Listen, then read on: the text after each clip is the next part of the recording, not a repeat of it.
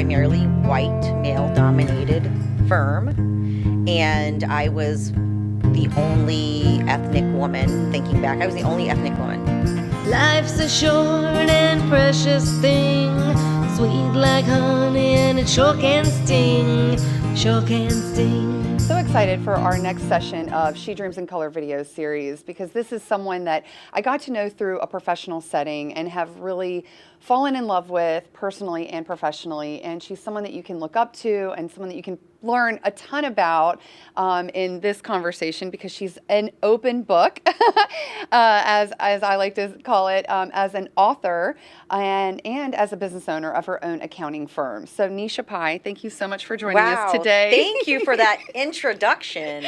Absolutely. I feel the same about you. Oh, so. God.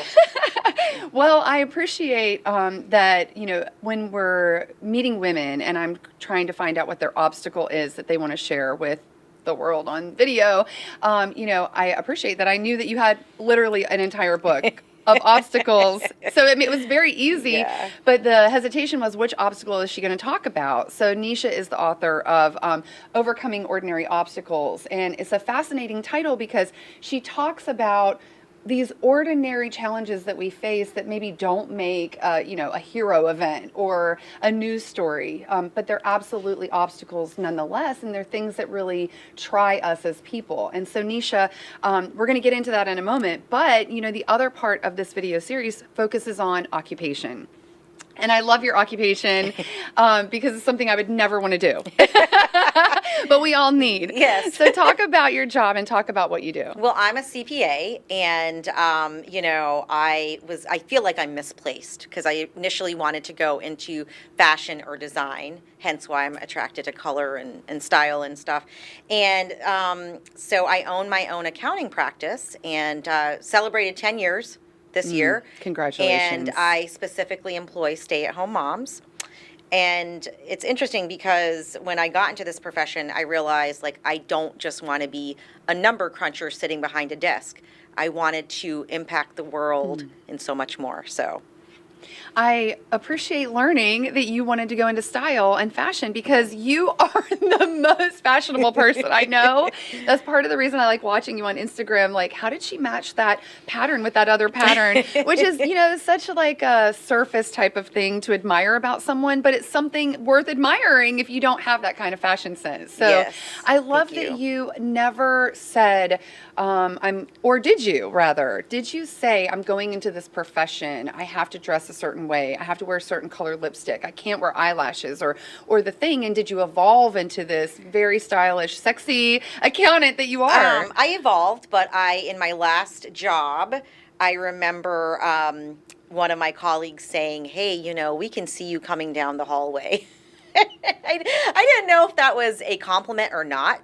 I mean, I took it as a compliment because I never was that navy suited, typical, this is what a female should look like in this male dominated profession. I wore bold jewelry and bold colors, and I had fun with it. Mm-hmm. So. And you were experiencing that in a time, like I always look to the women of the 80s, the power suit woman, the shoulder pad woman, right? Who really paved the way for working women such as us. But then there was like a transition where women were being more traditionally feminine with skirts and dresses and not for the appeal of the men in the office, but for themselves. Right. So you were kind of in that transition time, weren't you? Where yes. you were forging the way of it's okay if a woman dresses this way in a corporate setting. Right. You were in corporate accounting, right? And I started out in Big Six, which was Arthur Andersen, which at that time was the #1 accounting firm in the world. We had to wear hose. Oh, wow. We had to wear hose. We had to wear for the people who don't know, pantyhose. Pantyhose. They came in a little egg, and they were required. They were wearing, required back then. Required. Wow. Yes, and so we've come a long way. Yeah. Right in fashion, and once that went out the door, I don't even think I ever bought another pair again. But I have always been colorful. I've always been against the norm. I never even owned a navy suit, and so always mixed and matched, and always stood out that way with my colleagues. Some negatively, some positively. I really didn't care. I was just being me. Mm-hmm. And that's fascinating because I think so many times we try to just swim with the stream, and also, being an Eastern Indian woman, you also Yes. had another identifier Yes. that made you different from probably the majority of the people you worked with, even women, right? Yes, I came to Charlotte. I say I'm also displaced, being born and raised in the South, which I talk about in my book. And it was hard because I started in a primarily white, male-dominated firm, and I was the only ethnic woman. Thinking back, I was the only ethnic woman in this firm at the time, in the early 90s. And so, yeah, that was a massive identity thing for me. A little bit of a crisis, actually. And is So. that why you branched out on your own? How did that journey happen? That is a whole, I think It's a whole chapter. It's a whole chapter.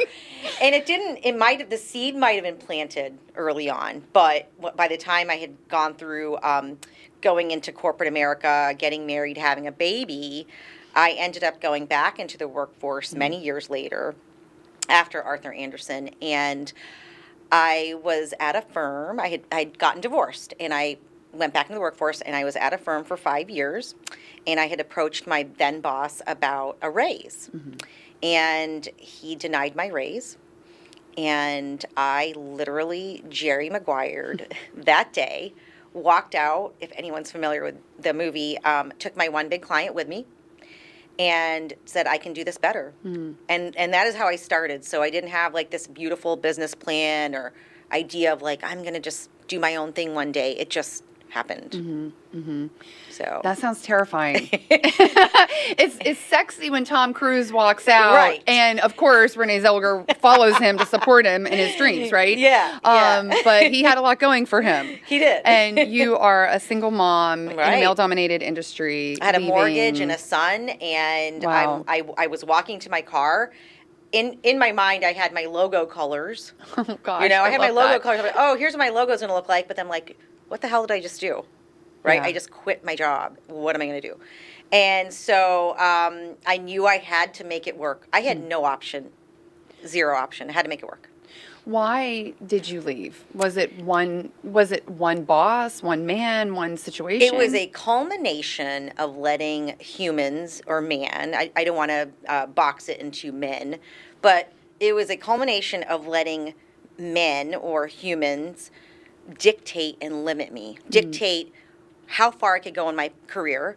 And, like they were limiting me. And I'm like, I can be and do so much more if you just gave me an opportunity, if you just mentored me. And I didn't have that. I didn't have that. So I knew there was more for me in what I was capable of. Where did that knowledge come from? That is a God-given, it was in my soul. It was in my soul, and I talk about this in my book, like, since I was, like, 5 years old. Like, I knew I was meant for more. Yeah. Whether it be in the accounting world, life, whatever, And you mentioned, having your son, and you were a stay-at-home mom for a while Yes. too, right? So Yes. then your obstacle there becomes the mom gap, the famous mom gap. That's that, right. So many women who stay home to raise children, and now after COVID, even more women were forced into staying home or had to make the very difficult decision of who stays home, and it's them. And so now so many more women have a mom gap in their resume. So how did that affect your professional career and that trajectory? Yeah, so the mom gap, which I love that name. So I stayed at home for 6 years with my son after he was born. And women have to make that choice. We are pressured with, as you know, making the choice of, do we continue in our career or do we take care of our family? And we are stuck with that choice. So I made that choice. I will never, ever change that choice. But when I was at my firm, that was a big thing the obstacle used against me. Like, you have a mom gap in your resume, and therefore you're not where your peers are, and therefore I'm not giving you this raise. And so that was my aha moment when I walked out, and I said, I will never let another mom feel as small as I did in that moment. Oh. So, And the mission of your firm is to hire moms. yes, I hire stay-at-home moms. Yeah. So not only that they're moms, but they're able to stay at home, which is, it's funny. COVID again exposed us to the stay-at-home working experience. But as a mom, you've we've all wanted to kind of stay at home and work because we can do Yeah, multiple things yeah. at once, and we know that people are That's safe. right. and- So I want them to have work-life balance. I want them to know that they're more than just being a mom. And it's interesting. I had somebody actually say to me, "Well, that's kind of discriminatory." And I said, "Well, it's my firm.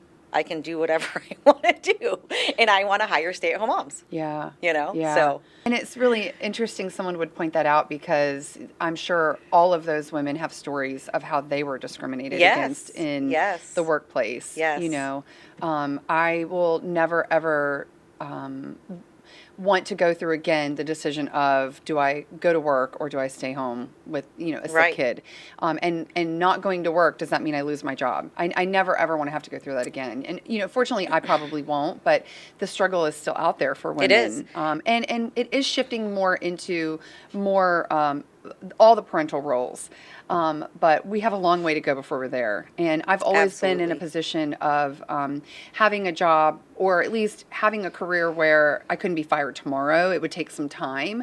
But not everyone is even afforded that kind of privilege, you know? Right. And to take it a step further, you know, I had postpartum depression, and a lot of moms, I feel, lose their identity. Inadvertently, they lose their identity through having children and then that being their focus. And it's like, I want to give an opportunity to moms to say, hey, yes, I'm a mom, I'm a wonderful mom, but I have this whole other facet to myself, and I can be an awesome bookkeeper or whatever, right? An awesome coworker, and have that outlet.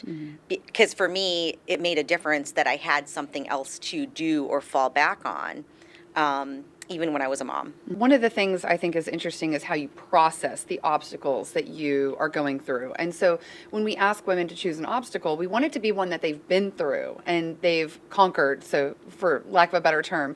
So when you were going through this journey of getting back into the corporate workspace, being a stay-at-home mom, and you hear, oh, you're not going to get this raise because of that, how does that make you feel? How did you process that? And then, you know, where did that push you in a different direction? The immediate response was anger. I was looking at my boss. He was like right where you are, across the table. And I looked at him and I said, I quit.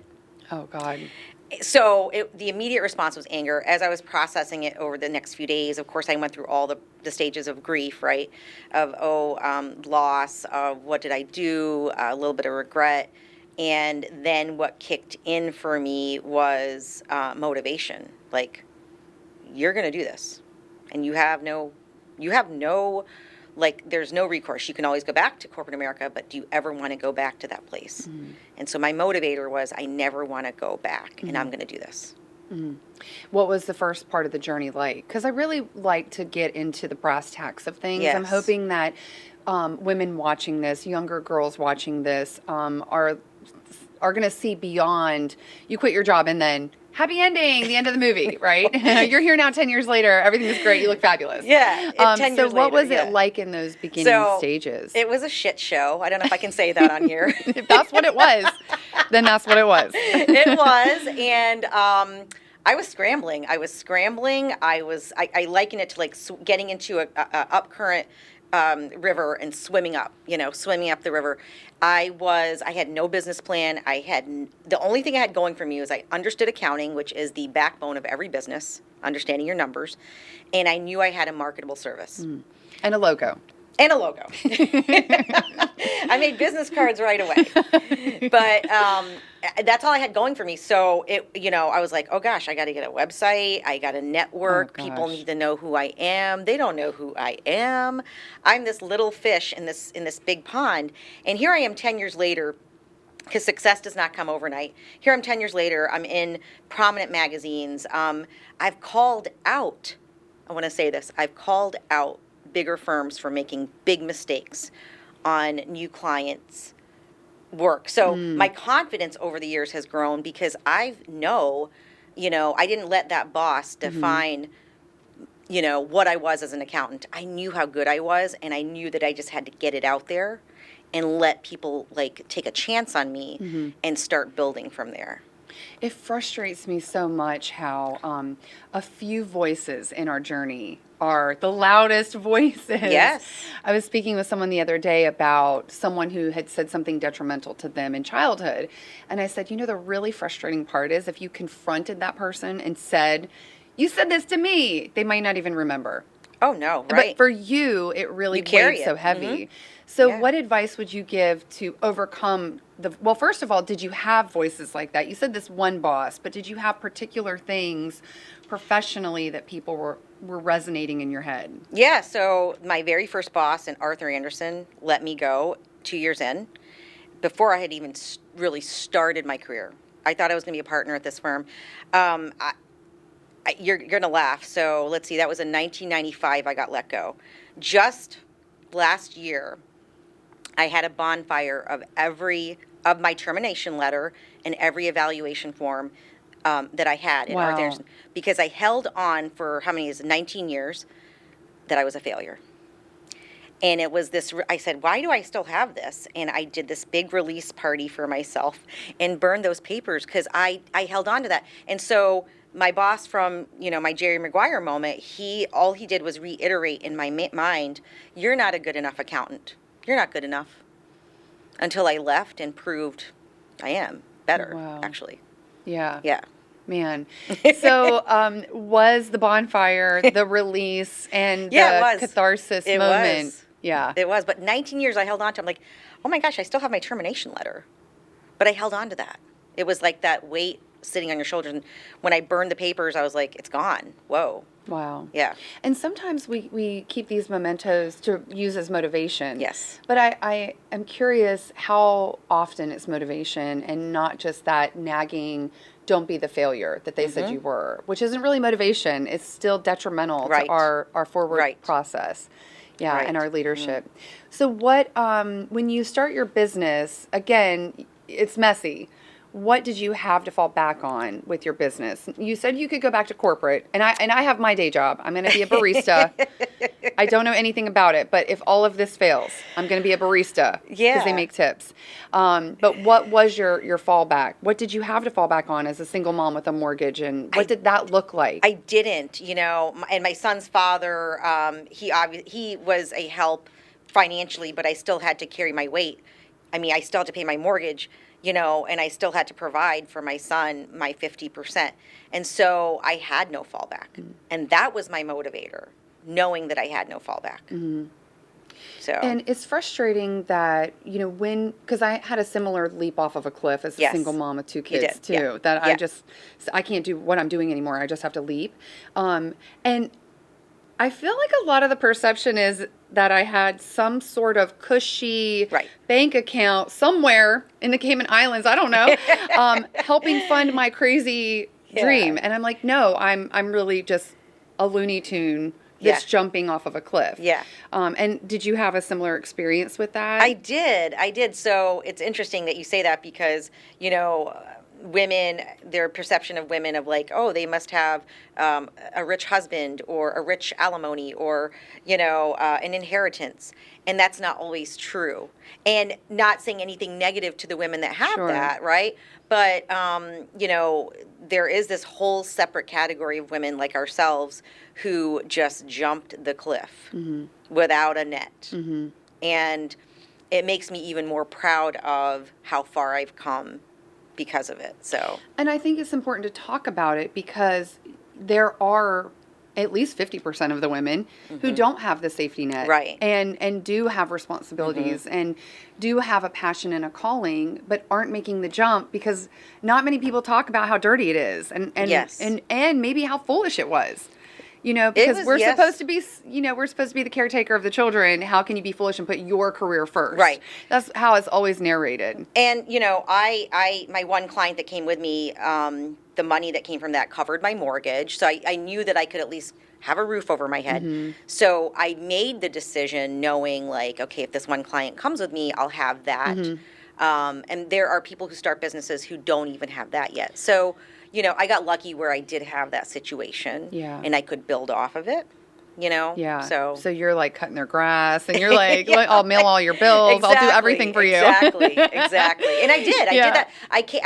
I came on board with them part-time to do additional work to make a little extra money, Yeah. you know? And So are they still your client? They are. And you know them, Stratos and Frank and Angelo of Xenia Hospitality Group, and I call them my Jerry Maguire client, and they're still with me today, so. That's beautiful. That means you're doing a good job. Yeah. I It hope always so. means you're doing a good job when clients choose to work with you Yes. over and over again. Like Yes. one time, maybe you bamboozled them. But when they come back, you're like, Yeah. gotcha. Yeah. And that starts building your confidence as a business owner when people choose to work with you more than once or multiple years in a Yes. row, for sure. Yes. So how did you get into accounting? Because like I knew that would not be anything I was ever interested in, but I also never had exposure to it to really know other Yes. than I'm a business owner now and I don't want to do it myself. So what experience did you have in the beginning to Yeah, know? so when I approached my parents about going to design school at NC State, they were like laughing at me and like, no. They're like, you're going to either be, you know, in the Indian profession, we make a joke about it, like you could be a doctor, lawyer, engineer, or accountant, or attorney, or did I say that lawyer? So I said, okay, so I was at business school. I put myself into business school, and my neighbor was one of the top professors in the state of accounting at NC State. And I just talked to him one day, and I was good at it. I went to Accounting 101, and I did great at it. And I'm like, oh, I'm good at this. Okay, I like it. And I just stuck with it because I knew that I would always have a job. There is no shortage of accountant jobs. Yeah. And so I just basically got into it, was good at it, and I realized, like, okay, I can make money, and I can help people, and I can still kind of get my creative brain fed. Were there people in your life that you used as role models for kind of outside the lines women? You know, since you had the confidence to walk through corporate America, being bold and loud before you got there, right? Did you have women in your life that gave you that kind of guidance? I had no mentorship, none, and that's why it's so important for me, where I am in my life, to mentor younger women and to give back in that way. My dad who came here on a boat and had the guts to do so, like, he was my role model. But I didn't have women in my career who wanted to mentor me or help me or that I could look up to. It wasn't until I left and started my firm that I found women who were entrepreneurs, who were like me, who were successful, which is sad because I didn't have that in my career. And it's so important, or even in your education, even Yeah. in your primary Yeah. education or secondary education. And Yeah. it's a huge motivator for having the video series because there are so many women who just kind of figured it out, and it seems like, well, there's a shortcut. Listen to someone else's journey or listen to someone else's advice. And we absolutely need those positive messages to counterbalance the negative ones that are everywhere 100%. surrounding us, Yeah. for sure. Yeah. Yeah. So what is your philosophy for your employees? Because I'm sure they come to you as most women in the workforce, kind of gun shy. Like, Yes. you know, I don't know what this job's going to be like. I don't know if I can do it. So what's your philosophy for them? Yeah, so I didn't know how to lead. I never led a team when I was in corporate America. So when I started this firm, it was like, I'm a fresh new leader. I knew what I didn't want from the leaders I had in my past. I knew what I didn't want. So I knew what I wanted to have and what I wanted to give. So, you know, when women come to me, I try to build their confidence. I'm like, you can do this. I'm here for you. We're a team. We call each other team members. When they call me boss, I'm like, I'm not your boss. We're a team member. And, you know, I try to lead them the best I can with love and compassion and grace. And it's great. I mean, it's just, I feel like I'm so blessed to have built like this awesome ecosystem of women that work for me. And it's not over. Like, I'm going to keep hiring. So. Yeah. What are some other obstacles that you talk about in your book? Wow, so many. You know, being brown in the South in the 70s in a small town, just having gone through racism, which we know is a really hot topic right now. Getting divorced as an Indian woman, that was taboo for me. You know, and even leaving my religion that I was born into, which is Hinduism. And I actually came to Christianity about 3 years ago, so at 47 years old, which was massive. a massive identity shift. You know, things like that, or having postpartum depression, and back then not really knowing what it was, being ashamed of talking about it. So many different things, you know, but ordinary, right? Things that a lot of people go through that don't talk about it. Yeah. You know? Yeah, because they're not gargantuan. Right. Even though they all shift our boat in the stream, you know, all of those experiences and encounters. Wow. It seems like the theme, though, for you is bold. Like, bold is the word that kind of comes to mind in all facets of you as a person. And so having that feeling as a little girl that there's like kind of this unrest inside of you in all of the things, you know, and challenging the system, that's just something you're just born with, and you have to nurture it, and you can't keep it down, because it's like a shaken up bottle of soda. And my mom said to me one time, she's like, you know, like, she's like, you're not made for marriage because no man is going to she's like, no man's going to like your ambition. I'm like, Mom, I can't help it. I said I don't even choose it. It's just something inside of me that is this energy that I have to let out. Yeah. And you're right. So it's something I felt like I was born with, and I'm just nurturing whatever's there. Oh, you just tapped on a whole big nerve, because it's not just your mom who says that. It's Lifetime movies and Hallmark cards and men. Yes. You know, I think we should have a dating app just for men who aren't threatened. Right. Oh, gosh. I mean, I know so many women who have been told, play small, you're too much, you're too extra, you want this, you want that. I've been told all those things. Yeah. Where do I fit in your life? Yeah. You know, all the things. And it's just a continuation of the fact that women have to choose according to society. We have to choose.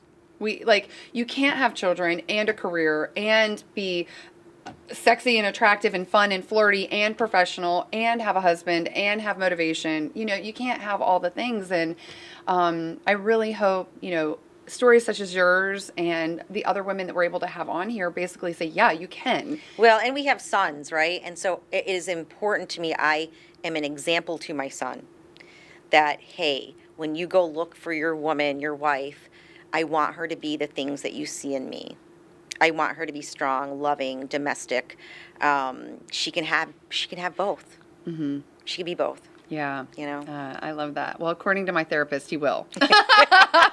Your kid, like, you end up marrying someone like your parents. And I'm like, that explains so much. So now I tell my sons, I'm like, you know, your wives are going to be just like me. Yeah, that's awesome. But that also is something that comes up frequently with women. Sometimes we choose to live an authentic life to be a role model to our children. We still don't even choose it for ourselves. Right.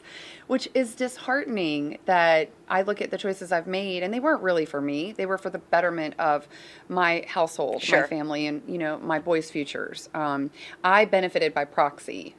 They went through the mud with me, unfortunately, you know, but get that. I'd like to get to the point where women are making the choices for themselves. And even where we are in life, there's still so much to learn and push through and be reminded, because even with a 10-year business anniversary, it's easy to say, okay, I've never done this kind of project. I've never had this kind of client. Am I good enough? Am I big enough? You know, am I a good enough leader? Am I happens good enough? Monthly, weekly, even weekly. Yeah. Mm-hmm. Every month. I recheck the business every month. Yeah. I'm like, okay, am I doing the right things? Yeah. Or if I pick up a new client, I'm like, I've never been in that industry. Do I know what I'm doing? Like, you know, can I do that? Like, I picked up a country rock band out of Austin, Texas. And I'm like, I've never been in the music industry. They don't know me. And it was just so random how it happened. And I learned so much and helped them get through the pandemic. And we've had this amazing bond. And I'm like, oh, I know what I'm doing. You know, just another reinforcement. Each time it's like a reinforcement of, I do know what I'm doing. Yeah. You know, so. So for the people watching or listening, the women and young women watching and listening, what would be the takeaway then for, you know, if we're still working and we've been doing it for a while and it's still an exercise, what would be the takeaway for them to take that step, take that leap, you know, push through, erase those voices? What do you think kind of would sum all that up? I have it in 3 words. Believe in yourself. Believe in yourself. I walked out that door from my boss's office believing in myself and not not listening to the voices and believing that I could do it. You have to believe first, right here. You got to believe that you can do it. Now, second question to that, where do you find the proof that you should believe in yourself, or that you can believe, you know, like it's easy to say, believe in yourself. And then you're like, now what? I believe in myself, but now what? The proof comes as you go. You have to walk, you have to step out in faith, and you have to go into your journey, because the proof comes in little bits over your journey. It is, and you will see it, but you have to step out in faith first. Yeah. You have to. So you're burning the rejection letters, and you're keeping the "you're great" text messages. Yes, because that's all you get. Wall. I have a whole wall. I just posted this on Instagram. I have a whole memo board of notes and reinforcements over the last 10 years of my life. It's covered the whole wall of where people have said thank you for whatever, right? Whatever I've helped them with, and that is what keeps me going. Yeah, that's all right. So bonfire for the bad, keep good. Memo board for the good. That's yes. right. I love it. Yes. Nesha, thank you so much for Thank sharing you. all of this with us. I really appreciate it. And I'm fascinated with your journey. And it's so exciting because even though you're 10 years into your business, you have so much more potential, which is another thing I think is exciting that a lot of women don't talk about. It's like the potential trajectory for their careers long past what we've been deemed as peak. I'm 50 years old, and I'm just now peaking, and I want women to understand there's no limit to age. I'm going to go as far as the good Lord is going to let me go. I am just going to go and see where I go. Ride that wave. Ride the wave. Wonderful. Thank you so very much. Thank you. Thank you so much. With every woman who shares her story on the She Dreams in Color video series, we like to highlight a t-shirt that amplifies her obstacle. So for Nesha, she talked about leaving corporate America and jumping into entrepreneurship. So today's t-shirt is from Stiletto Boss University. It says, "I'm the boss and you can be too." Stiletto Boss University is a Charlotte-based nonprofit that works with high school girls, and they use entrepreneurship to teach the girls the values of community and collaboration, and also tapping into unique skills the young ladies may have and how that could translate into having their own businesses in the future. It's our turn. Won't let it burn. It's our turn. Whoa.